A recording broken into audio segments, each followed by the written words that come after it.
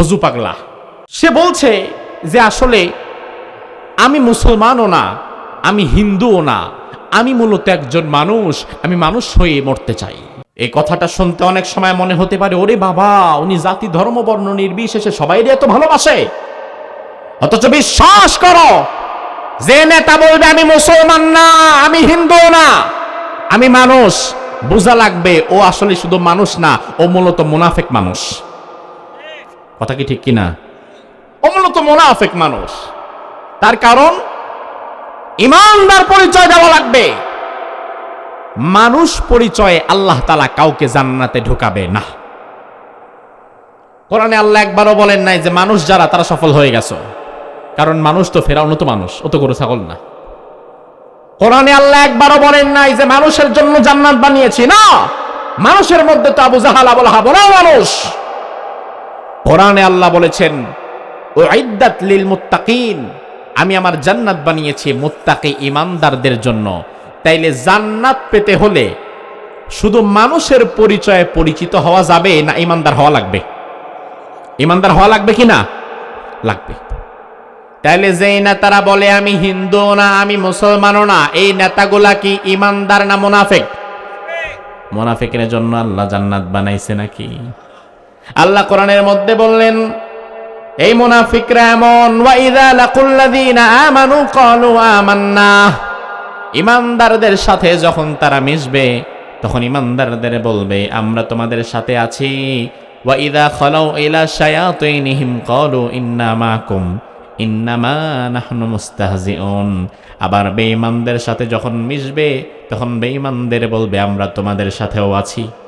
আমাদের সমাজে নির্বাচনের আগে এমন কিছু মুনাফিক নেতা বের হয় যারা মাহফিলের মঞ্চে এসে আপনাদের সামনে ধর্মের পক্ষে বড় বড় কথা বলবে। 2 দিন পরে এলাকার মধ্যে যদি কোনো গানের কনসার্ট হয়ে কোনো অশ্লীল হারাম গান বাজনার আয়োজন হয়, ওই নেতা তখন গানের কনসার্টে গিয়া প্রধান অতিথির আসন অলঙ্কিত করে। নাই না নাই? আছে না নাই?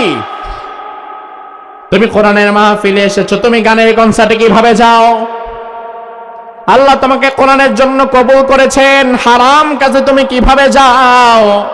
এবার ওই নেতারা আমাদের যুক্তি দিয়ে বলবে হুজুর আমরা ভোটের রাজনীতি করি, আপনারা বুঝবেন না। ভোটের রাজনীতি করলে মাঝে মাঝে এগুলা করাও লাগে।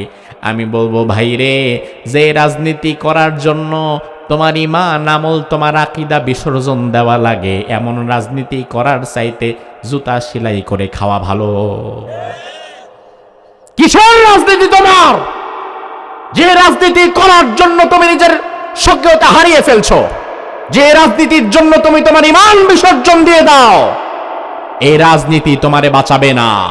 আমি যদি রাজনীতি করি, আমার রাজনীতিটা করা লাগবে কার জন্য? আমার জীবন কার জন্য? আমার মরণ কার জন্য? কোরআনের মধ্যে ইব্রাহিম আলাইহিস সালামের কথা আল্লাহ তুলে দিলেন।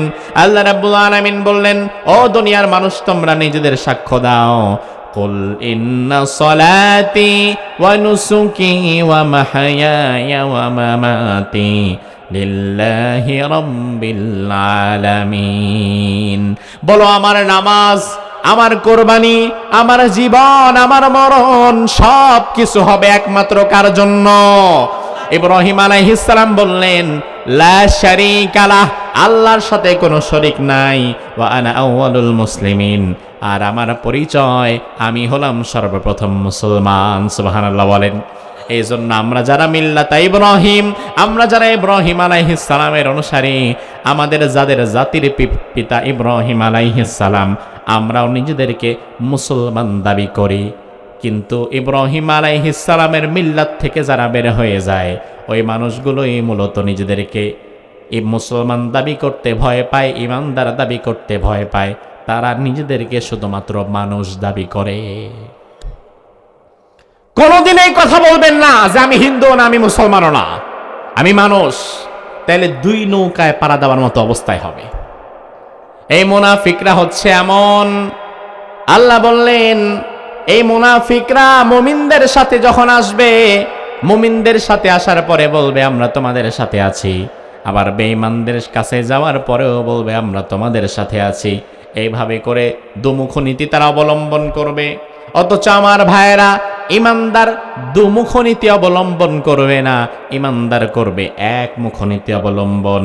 ইমানদারের জীবনে মরণে, শয়নে স্বপনে, রান্নাঘর থেকে নিয়ে সংসদ ভবন পর্যন্ত ইমানদার যাবে যেখানে, ইসলামও থাকবে সেখানে। ঠিক না ব্যাঠিক? ইমানদার যাবে যেখানে, ইসলামও থাকবে সেখানে। আমি যখন আমার পরিবারের কাছে যাব সেখানে ইসলাম থাকবে। আমি যদি চাকরি করি তাহলে সেখানে ইসলাম থাকবে। আমার অফিসের মালিক যদি আমাকে ইসলাম বহির্ভূত কোনো কাজ করতে বলে তাহলে এটা আমি করতে পারবো না, কারণ সেখানেও ইসলাম আছে। আমি পরিবারে গেলে সেখানে ইসলাম থাকবে, আমি চাকরিতে গেলে সেখানে ইসলাম থাকবে, আমি ব্যবসা করতে গেলে সেখানে ইসলাম থাকবে। এবং কি আমি যদি কোনোদিন ক্ষমতায় গিয়ে সংসদে ঢুকতে পারি, সংসদের মধ্যেও তখন ইসলাম থাকবে। এখন আমাদের সমাজে যারা ইসলামকে সব জায়গায় নিতে চায় না, তারা মূলত ইমানদার না, তারা মূলত মুনাফিক। তারা মূলত কি? জোরে কোন। আর মুনাফিকের জায়গা কোথায়? কোরআনে আল্লাহ বললেন, ইন্নাল মুনাফিকিনা ফিদ দারকিল আসফালি মিনান নার। মুনাফিকের জায়গা জাহান্নামের একদম তলদেশে। ইমানের উপরে অবিচল থেকে জীবন চালায় এমন ইমানদারের সংখ্যা কমে গেছে, বরং শুধুমাত্র মৌখিক দাবি করে ইমানদার, এমন ইমানদারের সংখ্যা বেড়ে গেছে। ইমান আনে, তবে ইমানের দাবি অনুযায়ী একটা কাজও করে না, এমন আছে না নাই? ইমানদার দাবি করেছে, নাম মুসলমান, অথচ সারা দিনে 5 ওয়াক্তর 1 ওয়াক্ত নামাজও পড়ে নাই, এমন মানুষ কি আপনাদের এলাকায় একজনও আছে? অথচ আল্লাহর হাবিব বললেন, আল মুমিনু কাল জামালিল আনিফ। ও ইমানদার, শুধু ইমানদার দাবি করলে চলবে না, ইমানদার দাবি করার পরে ইমানদারের মতো কাজও করা লাগবে। সাহাবায়ে কেরাম বললেন, ইয়া রাসূলুল্লাহ কিভাবে? বিশ্বনবী উদাহরণ দিয়ে বললেন, আল মুমিনু কাল জামালিল আনিফ। ইমানদারের উদাহরণ হচ্ছে নাকে রশি বাঁধানো উটের ন্যায়।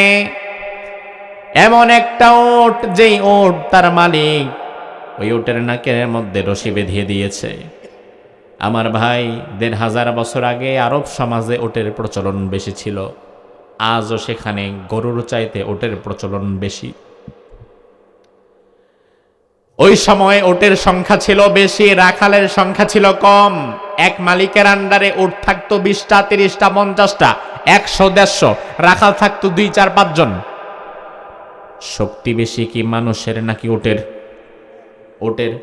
তাইলে এখন একজন রাখালের কাছে 50টা উট দিয়ে দেওয়ার পরে উট যদি 5টা আরেক দিকে টান মারে, রাখাল তো উটের সাথে কুলায়া উঠতে পারবে না। এই জন্য তৎকালীন জামানায়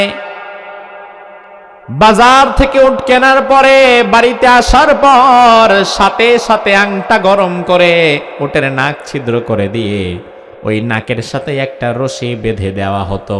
ওই রশির একটা অংশ উটের নাকে বাঁধা, আরেকটা অংশ থাকতো রাখালের হাতে। উট যত শক্তিশালী হোক না কেন, উটের নাক তো শক্তিশালী না, কারণ নাক সবারই নরম।